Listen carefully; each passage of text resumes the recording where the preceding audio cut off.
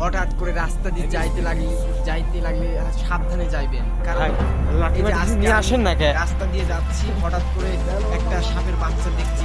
এটা লাঠি নিয়ে আসেন তো, সাপ কোন সাপ, কি সাপ নামটাই হয়তো আমি বুঝতে পারছিলাম না, কারণ অন্ধকারে হাঁটার সময় লাঠি নিয়ে আসেন। সামনে সাপ। দাদি এটা লাঠি নিয়ে আসেন। সাপটা হয়তো ক্যামেরায় স্পষ্ট দেখা যাচ্ছে, চলে যাচ্ছে, একটু তাড়াতাড়ি নিয়ে আসেন। সাপ সাপ ভালোভাবে হ্যাঁ। সাপটা কি সাপ? আমার তো মনে হচ্ছে যে মানে সাপ নাইতে রাসেল ভাইপারের কোনো একটা ছোট বাচ্চা। আসলে সাপটা মানে রাসেল ভাইপারের মতনই আচরণ করছিল, হয়তো আপনারা দেখে বুঝতে পারবেন আর কেমন ছিল সাপটা।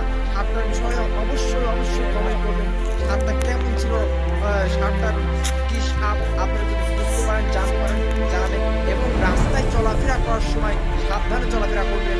যেমন আমি আজকে একটা রাস্তা দিয়ে হাঁটছি, হঠাৎ করে একটা সাপ, এক নাম্বার আছে ভাই ভাই। সাপ থেকে বাঁচতে হবে।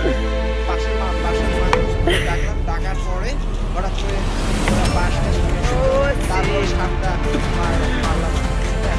সাপটা আসলে মিনি রাসেল ভাইপার। চটপট আরে একটু জায়গায় নিয়ে আসি।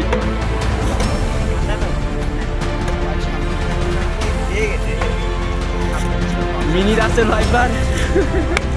আমি খুবই আনন্দিত, খুবই আনন্দ। এমন একটা মুভি সামনে কেন খেলবো কোনে?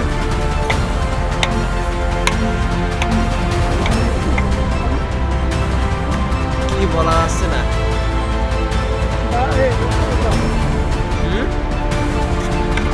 সাপের বাচ্চা তো কামড় মারলে তো খবর হারা দিলে।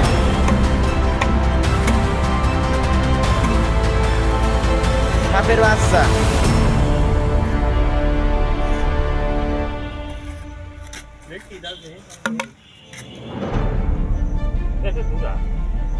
আরে না দেখতেন না গা কেমা শুনা কইছিল মা শোনা আদারে শোনা দেখা যায়। এই যে এই জায়গায় ছিল বাইক করলাম দিয়ে আসি, এটি ফেলা দিয়ে আসি।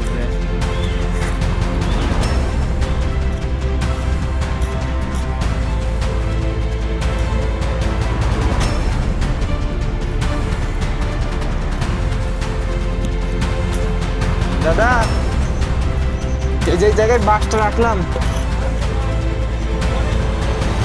হ্যাঁ